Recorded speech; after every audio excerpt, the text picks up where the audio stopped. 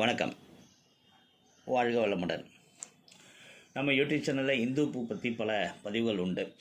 கிட்டத்தட்ட 6-7 பதிவுகள் இருக்கும்னு நினைக்கிறேன். இப்போ இந்து உப்பு பற்றி ஒரு சின்ன பதிவு படித்தேன். அது உங்களுக்கு செயலிழந்த கிட்னியை 2 வாரத்தில் சரி செய்ய உதவும் அற்புதமான மருந்து. தற்போது எங்கு பார்த்தாலும் கிட்னி பழுது, டயாலிசிஸ்ங்கிற வார்த்தைகளை கேட்டுட்ருக்கிறோம். இதுக்கு நிறைய செலவு பிடிக்கும் அங்கிறது நம்மளுக்கு தெரியும். கிட்னி ஃபெயிலியர், கிட்னி ஃபங்க்ஷன் சரியில்லை, ரத்தம் மாற்ற வேண்டும் போன்ற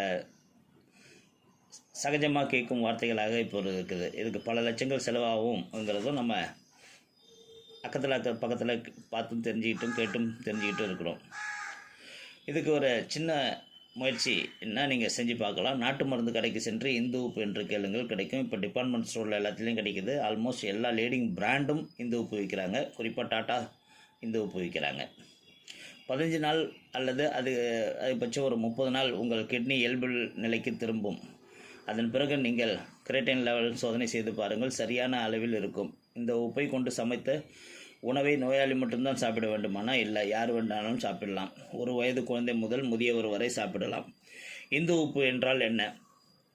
இமாலய மலைவாழ் பகுதியில் பாறைகளை வெட்டி இந்த உப்பு எடுக்கிறாங்க. இந்து உப்பு, இதை இந்துஸ்தான் உப்பு என்பார்கள். கூகுளில் சென்று இமாலயன் ராக் சால்ட் என்று டைப் செய்தால் உங்களுக்கு பல தகவல்கள் கிடைக்கும். உடலுக்கு தேவையான 80 மினரல் இந்த உப்பில் உள்ளது. இந்த உப்பு வேறு எந்த நோய்களுக்கெல்லாம் பயன்படுத்தலாம்னு பார்த்தா தைராய்டு பிரச்சனைக்கு இது கேட்கும்.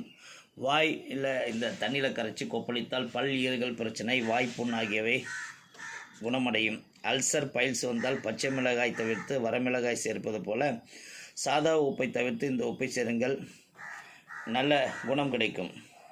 கிட்னியும் இயல்பு நிலைக்கு திரும்பும். டாக்டர் நம்ம கொடுக்குற மருந்தெல்லாம் எல்லோரும் ஏன் எதுக்குன்னு கேட்காம வாங்கி சாப்பிட்றாங்க. ஆனால் அப்படி நம்ம மருந்தை பற்றி எந்த சந்தேகமும் படுறதில்லை.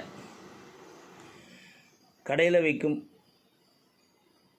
இந்த இந்து உப்பை வாங்கி சாப்பிடும்போது பல பலன்கள் கிடைக்கும். இந்து உப்பு சிறிதளவு சுவையுடையது. இந்து உப்பு தான் ஆதிகால மனிதன் பயன்படுத்தினான்னு சொல்கிறாங்க. இது ஆண்மையை வளர்க்கக்கூடியது, மனதிற்கு நல்லது, வாதம், பித்தம், கபம் 3ஐயும் போக்க வல்லது என்ன ஆயுர்வேதத்தில் சொல்லியிருக்காங்க. சிறிதளவு இது உடம்புக்கு உஷ்ணத்தையும் கொடுக்கும்னு சொல்லியிருக்கிறாங்க. கடலுப்பை உண்ணும்போது அது முடிவில் இனிப்பாக மாறிவிடும். அது விரைவில் ஜீரணமாகாது. ஆனால் இந்து உப்பை அதற்கு நேர்மானது. கடலுப்பினால் ஏற்படும் கெடுதலை தடுத்து. எனவே நீங்கள் இந்து உப்பு வாங்கி உணவில் சேர்த்து பயன்படுத்துவது பொதுவாக நலம் பயக்கும். நான் சொல்கிறது இந்து உப்புங்கிறது சமைத்த பின் ஆட் பண்ணிக்கங்கன்னு சொல்கிறேன். ஒரு குழம்பு வைக்கிறீங்களா, உப்பு போட்டு குழம்பு வைக்காமல் குழம்பு வச்சு கொதித்து இறக்கும் போது உப்பு ஆட் பண்ணிக்கங்க, இந்து உப்பு ஆட் பண்ணிக்கங்க. பழங்கள் சாப்பிட இந்து உப்பை பயன்படுத்துங்க. சிறுதானியங்கள் சாப்பிட்றதுக்கு இந்து உப்பை பயன்படுத்துங்க. முளைக்கட்டிய தானியங்கள் சாப்பிடும்போது இந்து உப்பை பயன்படுத்துங்க. ஒரு ஃப்ரூட் சலாட் செஞ்சு சாப்பிடும்போது இந்து உப்பை பயன்படுத்துங்க. வெஜிடபிள் சலாட் செய்யும் போது இந்து உப்பை பயன்படுத்துங்க. உங்கள் வீட்டில் கிச்சனில் டைனிங் டேபிளில் இந்து உப்பு இருப்பது பல பயன்களை உங்களுக்கு கொடுக்கும். குறிப்பாக ஜூஸ், இந்த சம்மர் சீசனில் ஜூஸ் போடும்போது அதில் உப்புக்கு பதில் இந்து உப்பு போட்டு சாப்பிடுங்க. இந்த மாதிரி பல விதத்தில் நம்ம இந்து உப்பை பயன்படுத்தலாம். இந்து உப்பை பயன்படுத்தும் போது கண்டிப்பாக கடல் உப்போட இந்து உப்பு மிகச்சிறந்ததுங்கிறத நம்ம புரிஞ்சுக்குவோம். வாழ்க வளமுடன்.